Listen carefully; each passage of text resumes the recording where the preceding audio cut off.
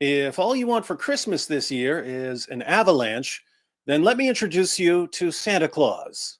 His name is Andrew Tate. Tater Claus skyrocketed in popularity in recent months by helping his fans through some difficult times. See, young men are getting mixed signals these days. On the one hand, they're being told to respect women and not to objectify women and to help bring down the patriarchy. On the other hand, they're being bombarded by videos where women brag about being whores who can get men to buy them stuff in exchange for access to their super wet vajayjays.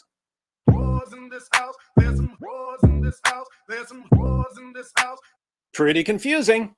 Everywhere these guys turn, they see a bunch of rear ends twerking in their faces. But don't look and don't like it, or you're pure evil. Okay, I won't look. Shame on you for not looking.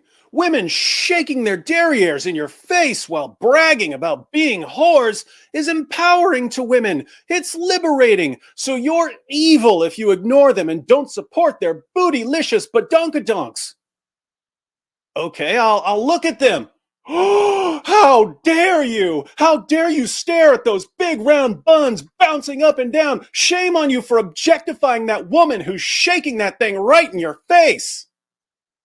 Okay, it seems like I'm evil no matter what I do. This woman is literally calling herself a whore. If I agree with her, then I'm calling her a whore too, which means I'm bad. If I don't agree with her, then I'm not supporting her empowerment, which means I'm bad. I don't know what I'm supposed to do here. And it's like this with all kinds of things. If I hold the door for you, I'm supporting the patriarchy. If I don't hold the door for you, I'm a scumbag. Do I open the spaghetti sauce jar for you, or is that sexist? Do I squish the spider, or is that sexist? Do I tell you to hold my jacket while I punch this guy in the mouth for disrespecting you, or do I leave my jacket on and get this guy's blood all over me? Have you seen these videos where a woman is getting attacked on a train and guys are just standing around like they're paralyzed because they have no idea what they're supposed to do anymore? Young men are confused. It's just confusing. Is it sexist to hit you? Is it more sexist to not hit you? I mean, the line gets real blurry. So what do these confused, directionless young men do? For a while, they turned to Jordan Peterson, but their anger and confusion and resentment kept growing. So now they're turning to Andrew Tate, who's basically a younger, dumber version of Jordan Peterson if Jordan Peterson had become an abusive pimp instead of a psychologist. In 2016, Andrew Tate was kicked off the UK version of the reality show Big Brother for a video that showed him lashing a woman with a belt, and another video where he told a woman to count the bruises he'd given her, although in his defense, the violence was consensual. He was also in trouble for racist and homophobic posts on social media. For instance, he said in a tweet, "The racist lady on the train is right." In another tweet, he said, "If I wanted to see black people running, I'd just threaten them with jobs." After that, Mr. Tate started a webcam girl company, which he described as a total scam. He trained his webcam girls to give fake sob stories to the men who are watching them in order to get the men to send them more money. Tate also founded Hustlers University, an online platform that trains young men to be hustlers. The affiliate marketing program for Hustlers University was shut down after it was declared to be a pyramid scheme. But Mr. Tate continues training people to think like the Tater himself at Hustlers University. Now, we shouldn't point too many fingers at Mr. Tate for taking advantage of confused young men. He saw an opportunity and he took it. This happens whenever there's a significant number of people who feel like they're being targeted or treated unfairly. Someone steps in to be their hero and champion, and the people rally around their new hero and champion. But the person is only able to step in as the hero because of some problem that hasn't been dealt with. We saw this with Black Lives Matter, talking about the organization, not the movement. For decades, a lot of people were saying that they had a problem with police. I don't mean a problem with police doing their jobs appropriately. I mean a problem with certain police officers using their badges to get away with harassing and abusing people. And the response to these claims of unfair treatment was, well, if you have a problem with cops, stop committing crimes, which didn't address the problem. So the problem wasn't dealt with. Then what happened? 3 young women stepped in and said that if everyone sends them money, they'll deal with the problem. So individuals and companies sent these young women tens of millions of dollars, which the 3 women spread around to their friends and family members and used to buy a lot of properties and to invest in the stock market. Horrible thing to do, but they were only able to do it because there was a problem that wasn't being dealt with. So it is with Andrew Tate. Some young men aren't feeling good about the way things are going. They're feeling despised and rejected, lonely and depressed. That's when the Tater steps in and tells them that he can make them successful. He can show them how to be men. So the Tater has amassed a huge following of young men whom we can affectionately dub the TATER Tots. You can condemn the Tater all you want, but he's only there because there was a problem that wasn't being dealt with. He's just taking advantage of it and using it to make endless chunks of money. Might as well be him, because if he wasn't doing it, someone else would. So far, so good. But there's a plot twist. The Tater recently announced that he had converted to Islam. Now, there are reasons to be suspicious. This is a guy who has admitted to scamming people. This is a guy who has told his followers to stir up drama and controversy on social media in order to generate more attention. And there are some significant similarities between the Muslim community and his normal target audience. Muslim leaders are in a state of panic because of what they call the avalanche of apostasy. 24% of Muslim youth are leaving Islam.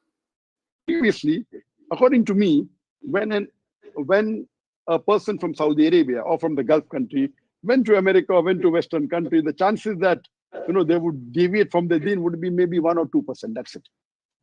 But nowadays, the chances are more than 25%. And if we don't take constructive steps to deal with this, it is going to become an avalanche. What do people do when they're terrified because of an emerging problem? They rally around a hero or champion who promises to deal with the problem for them.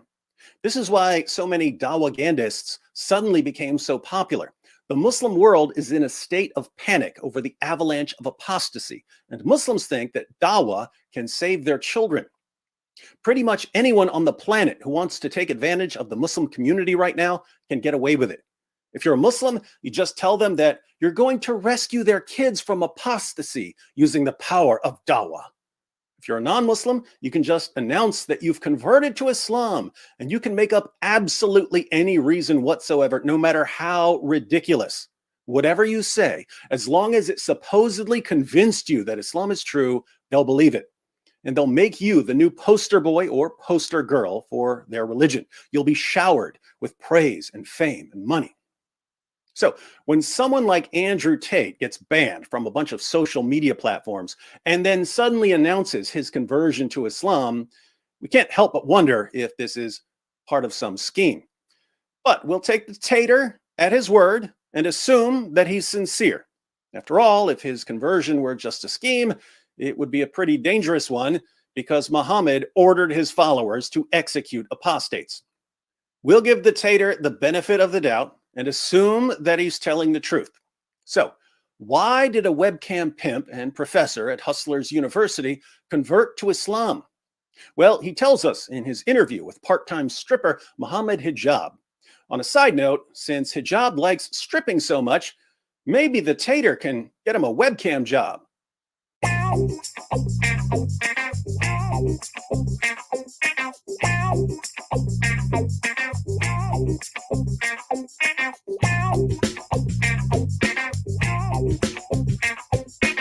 Looks like we found the Cardi B of Muslim dawagandists.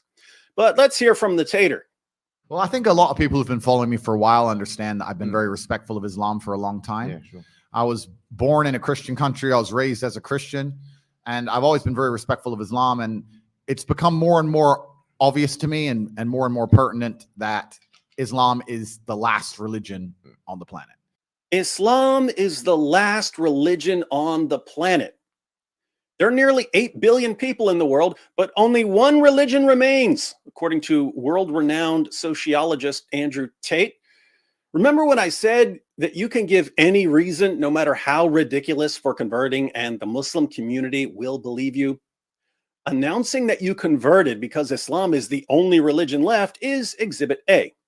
Saying that Christianity doesn't exist, that Judaism doesn't exist, that Hinduism doesn't exist is so utterly moronic that there's only one place in the world you could get away with saying it. And that's in an interview with someone like part-time stripper and future webcam boy, Mohammed Hijab.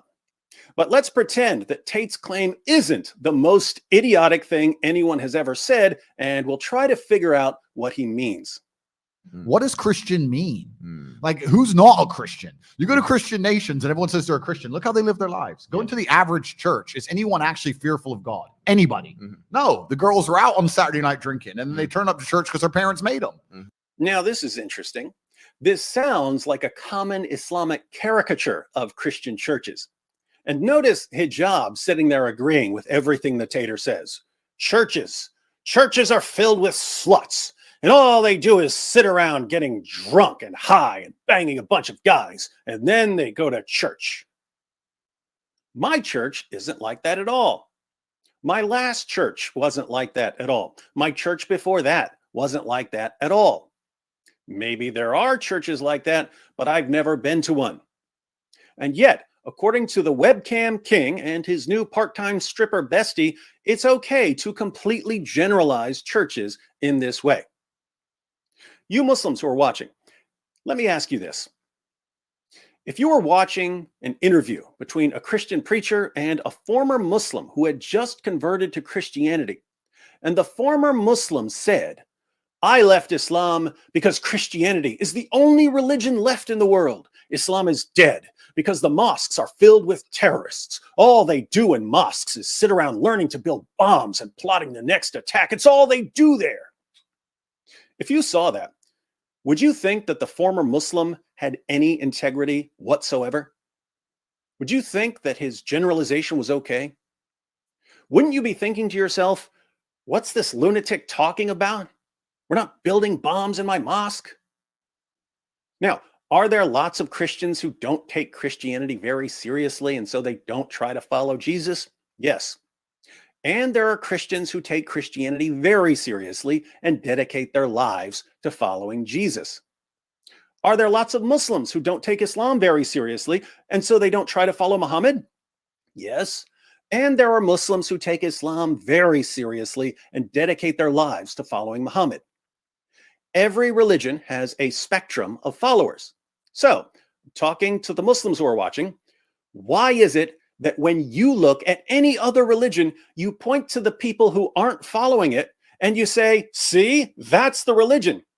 But when we look at Islam, we're only supposed to look at the absolute best Muslims if we want to know about the religion. Why do you cheer when people apply ridiculous generalizations to every religion but yours? Is that the only way to make you feel good about your religion? But the Tater's got more. The great webcam guru and Hustlers University professor says that Islam reflects his personal values. Islam very closely reflects my personal beliefs. Through my personal life, I've learned that if you don't have standards and you're not a strong person who's prepared to defend his ideas, you'll be crushed. Yes. And we look at most religions in the world today, which are not prepared to defend their ideas. What's happened to them? They're just getting crushed. Did you catch that? Islam is ready to defend its ideas. Other religions aren't. What could he possibly mean here? How many Christian apologetics books and Christian apologetics ministries and Christian apologetics channels are defending the ideas of Christianity? A bunch. Are there Muslims who defend Muslim ideas? Of course there are. Are there Jews who defend Jewish ideas? Of course there are. Are there Hindus who defend Hindu ideas? Of course there are. Are there atheists who defend atheist ideas? Of course there are. So what can he possibly mean here when he suggests that Islam must be true because Islam defends its ideas? Well, as it turns out, he's not talking about defending your ideas with arguments and evidence. He's talking about defending your ideas with violence. He made this much clearer in an interview before he converted to Islam. Watch him explain, before he converted to Islam, how Islam fixes the problems that men are facing. Islam fixes a lot of the problems that men are currently facing. Yeah. The problems we're discussing on this show, Islam fixes all of them, right? Islam fixes problems.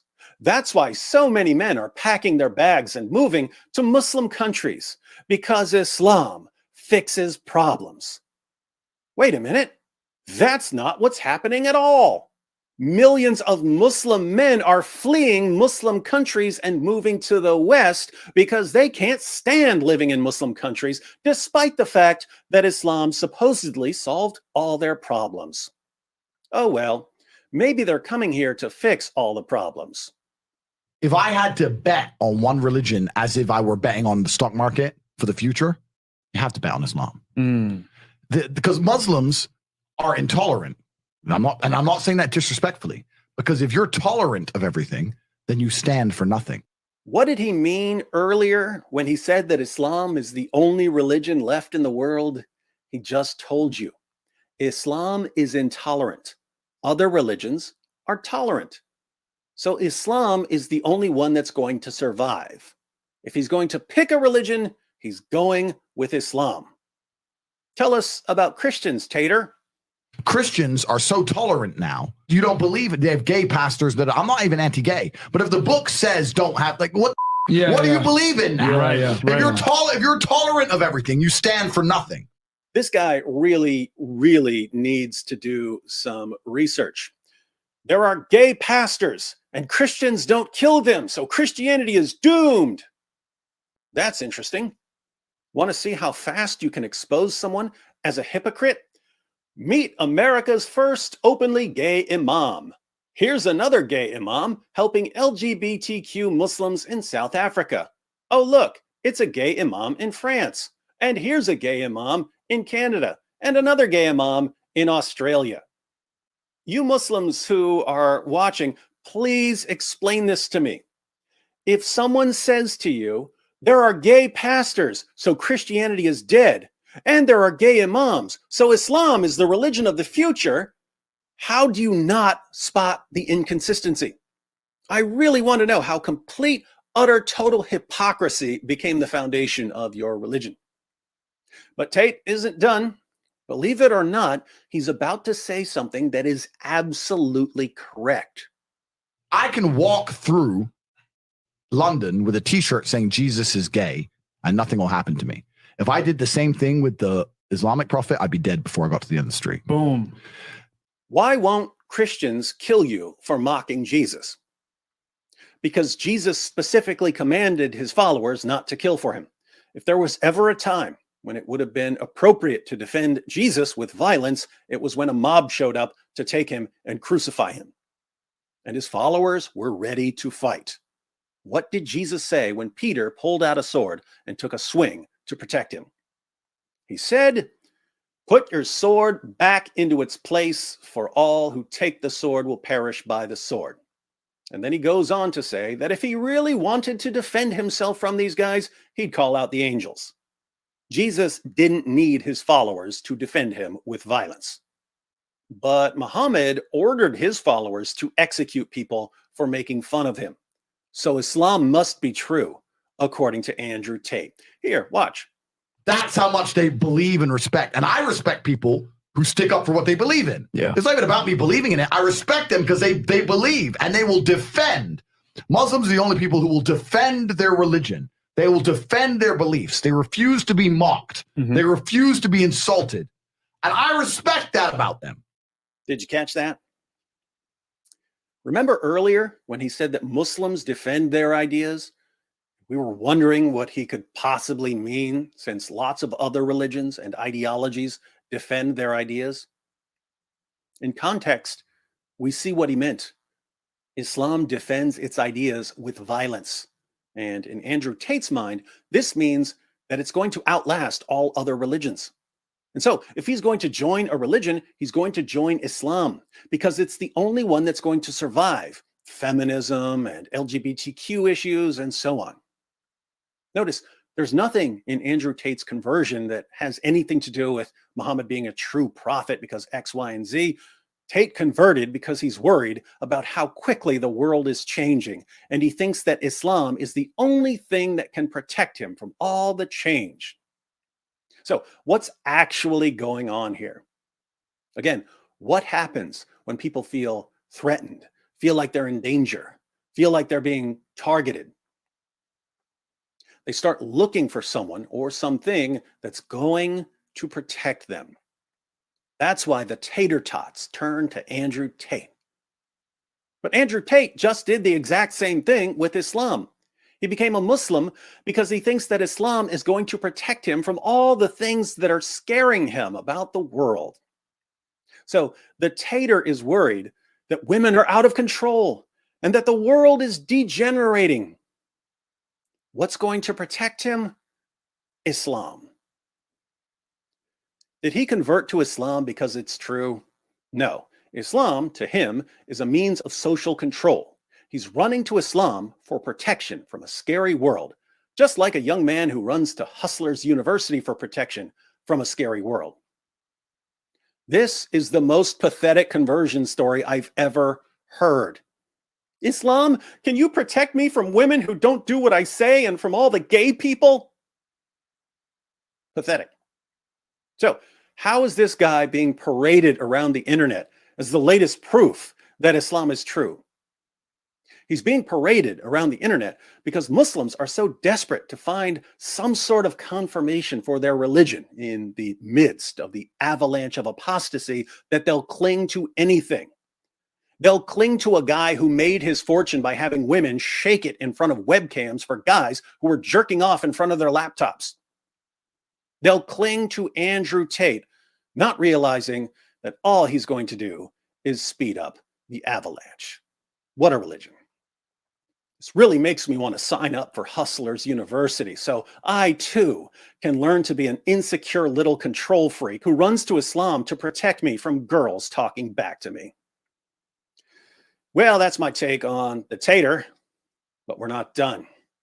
Because my friend John McCrae also went through the Tater's story, and believe it or not, John found some problems.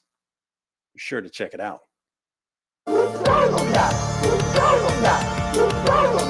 It just backfired on me.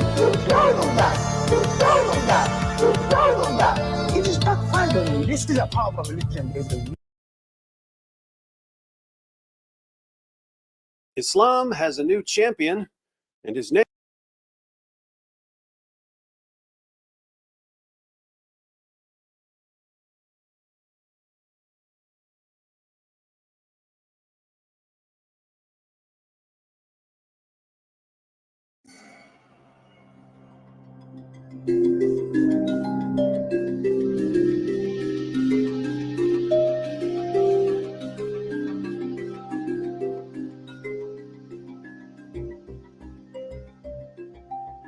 This story is based on Sunan Abu Dawud, hadith number 4361.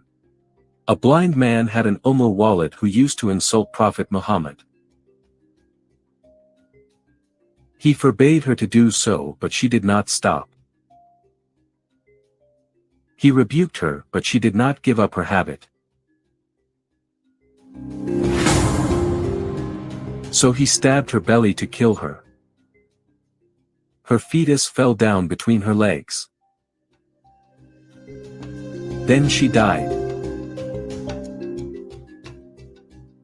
In the morning, people found her dead body. Then they informed Prophet Muhammad. Rasulullah, you have to come to see it. Prophet Muhammad came to the blind man's house. Who did this? The blind man came to the front, feeling scared. I'm the person who did it. Messenger of Allah. I'm her master. She used to abuse you and disparage you. I forbade her, but she did not stop, and I rebuked her, but she did not abandon her habit. I have 2 sons like pearls from her, and she was my companion. Last night she began to abuse and disparage you. So I took a dagger, put it on her belly and pressed it till I killed her. I see. Behold, witnesses. No retaliation is needed for her blood. Thank you, Prophet. Muslims discussed about the killing of the pregnant wallet. So, what's the Prophet? Obvious, bro? Kill anyone who dares to insult the Prophet, even if that person is your family.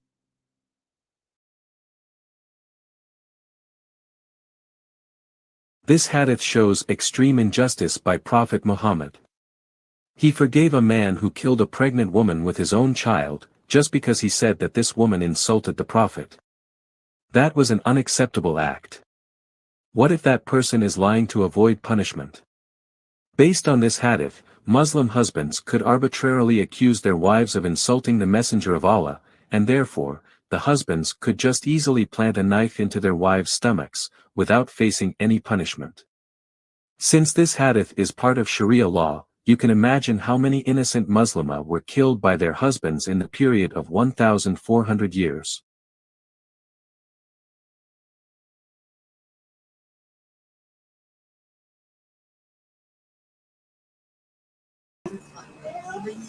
This is Islam for you, my people. I just want to say all praises to the triune God, the God who is above all gods, the God who gives us wisdom to decipher things and to make sense of sensible things and to make nonsense of things that are nonsense. And Islam is nothing but pure nonsense.